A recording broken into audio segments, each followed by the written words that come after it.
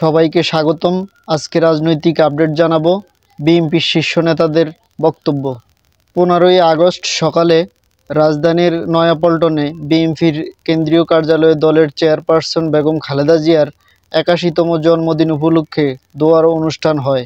সেখানে নেতারা নির্বাচন ও গণতন্ত্র নিয়ে গুরুত্বপূর্ণ মন্তব্য করেছেন। প্রথমেই বিএনপির স্থায়ী কমিটির সদস্য গয়েশ্বর চন্দ্র রায় বলেন, এখনও গণতন্ত্র হাতের নাগালের বাইরে।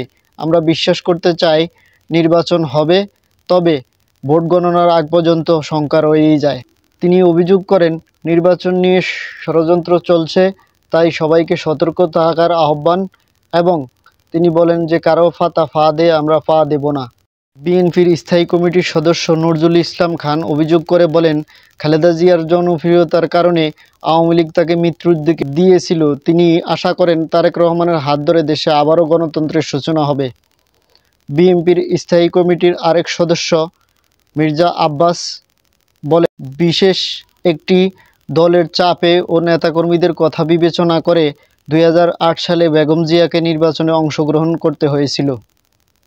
দর্শক, এতক্ষণ সাথে থাকার জন্য ধন্যবাদ। আল্লাহ হাফেজ।